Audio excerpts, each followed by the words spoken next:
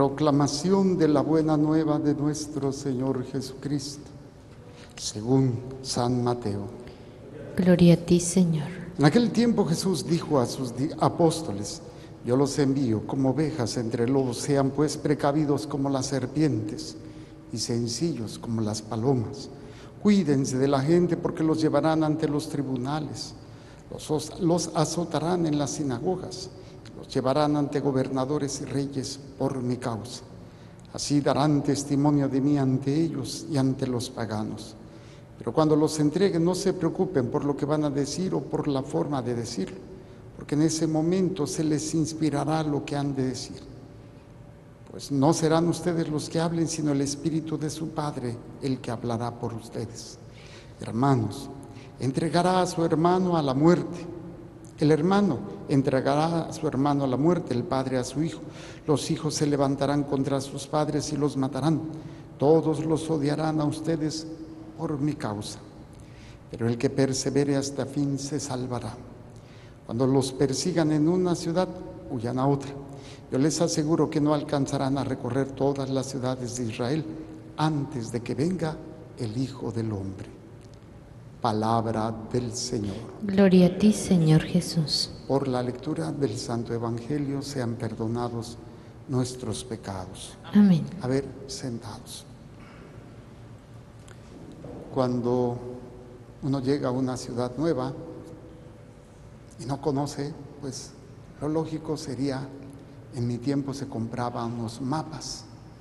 En la Ciudad de México era muy famoso el guía Roji, que era pues todas las calles de la ciudad para poderse ubicar. Yo lo llegué a hacer cuando en alguna ocasión fuimos de misión a lugares nuevos y no conocíamos. Mi copiloto, Madre Blanquita, pues se ubicaba mejor que yo, porque yo siempre fui muy desorientado. Entonces veíamos el mapa por acá, por acá, por allá. Ahora pues es más moderno. Tenemos lo que se llaman el GPS o el localizador, los programas, los software en los celulares, donde te va diciendo: en 500 metros da vuelta a la derecha y llegaste. Aunque a veces se equivoca el mugroso aparatejo, ¿verdad? Pero bueno, esto es para guiarnos. Si voy a construir una casa, no voy a consultar a un psicólogo. Tengo que guiarme por un arquitecto o un ingeniero civil. Y en la vida espiritual es exactamente lo mismo, la dirección, porque si no, no vamos a saber qué camino tomar. Hay muchas opciones, pero no todas son buenas, y no todo consiste en hacer lo que me agrada, no todo consiste en hacer lo que me gusta, sino en lo que tengo que hacer por amor a Dios. Pero a veces en todas esas opciones nos sentimos perdidos. Entonces hoy la palabra de Dios nos da un GPS espiritual, una dirección, pasos para poder tener una dirección. Muy importante, ya que pues siempre nos enfrentamos a la encrucijada: me voy con sandía, me voy con melón, o por dónde me voy. Entonces, si lo planteamos desde este punto de vista, la palabra de Dios hoy, la primera lectura, nos presenta el GPS espiritual. Primer momento del GPS, un encuentro con la palabra, siempre. Para poder saber dónde estamos, pues digo, para poder llegar a donde quiero llegar, primero tengo que ubicarme donde estoy. Y qué mejor que la palabra de Dios me ubica. Hey, estás en esta posición. ¿Cuál posición? Probablemente de pecador, probablemente en qué estoy mal, por dónde o qué estoy haciendo. Y es precisamente este primer paso que es fundamental.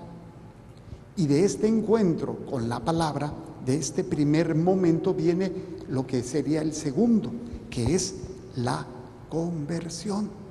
Encuentro con la palabra para cambiar de dirección. Y es lo que hace el profeta Oseas hablándole al pueblo. Israel, o sea, es la palabra de Dios que le está hablando al pueblo de Israel. Encuentro con la palabra para ubicarlos como están. Dice: conviértete al Señor Dios tuyo. ¿Ok? Primer paso, encuentro por la palabra para convertirme. O sea, ¿qué quiere decir convertirme? Ver en qué dirección iba y qué dirección debo de tomar. Esta dirección no se puede dar si no descubro la parte más importante, la maldad que hay en mi corazón. Para eso sirve la palabra de, bueno, para muchas cosas, pero una de las cosas principales es descubrir la maldad que hay en mi corazón. Y lo dice el profeta muy hermosamente. Israel, conviértete al Señor Dios tuyo, pues tu maldad te ha hecho sucumbir. No me refiero solamente a la maldad en el hecho del pecado obvio de que pues se me antojó algo, hice algo, me dejé llevar por esto y actué, ¿no? Robé, comí pecado de gula y me dejé llevar. Eso es muy obvio. Pero lo más interesante es la maldad que hay en mí que no quiero ver. ¿A qué se refiere? Ante el pecado, la miseria o la maldad del otro, ¿yo cómo respondo? Si yo respondo con violencia, si yo respondo justificando mis acciones con lo que hizo el otro, lo único que estoy viendo es la maldad que hay en mí. Porque si hubiera la bondad de Dios, no respondería de la misma manera o como estoy respondiendo ante la miseria y el pecado de otro. ¿Cómo saberlo? Dice la palabra de Dios. Si te dan una cachetada, contéstales con una patada. Ah, no, ¿verdad? No dice así. Si te dan una cachetada en una mejilla, pon la otra. Y ahí es donde descubres si hay maldad o está la presencia de Dios. Porque muchas veces creemos que somos de Dios, yo quiero agradar a Dios, yo sirvo a Dios, yo esto a Dios, pero ¿dónde se ve verdaderamente? Si hay maldad o hay bondad. La maldad y la bondad no se da por lo que los demás hagan por ti, se da por tu respuesta a lo que hagan los demás. Ahí es donde uno descubre si hay maldad o hay bondad. Por eso lo encuentro, ese es el GPS, o sea, me voy a ubicar, ¿qué onda? ¿Dónde estoy? ¿Cómo estoy? ¿Qué estoy haciendo? Y ahí es donde voy descubriendo. Me encuentro con la palabra para convertirme, lo primero que me doy cuenta es la maldad que hay en mi corazón.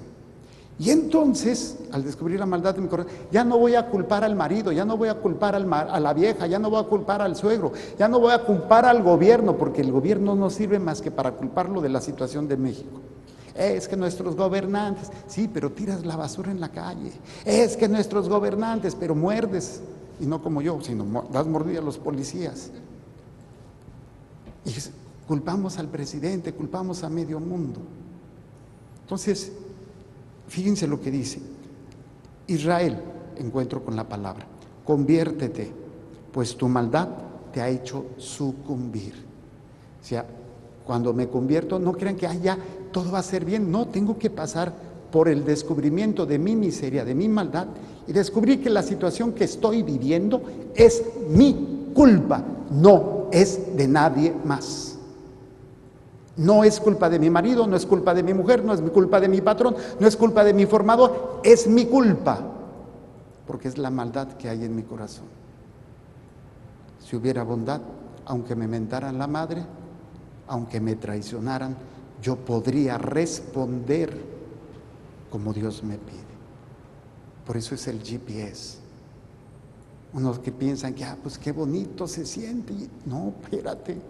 Ese es lo más difícil, es ese encuentro conmigo mismo y de que, pues esta situación que has culpado a medio mundo, es que mi marido, es que mi mujer, es que mi patrón, es que la sociedad, es que está enfermo. No, simplemente es cómo sucumbiste ante eso y es a lo que estás viviendo.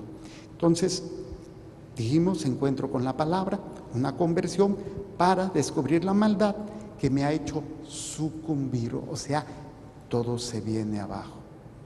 Y esto es de lo más importante. Siguiente paso, el arrepentimiento. O sea, pues sí, la regué, Señor. Por eso dice, arrepiéntanse y acerquen al Señor para decirle, perdona nuestras maldades, acepta nuestro arrepentimiento sincero, que solemnemente te prometemos. ¿Ok? ¿Vamos bien? Primero, encuentro con la palabra,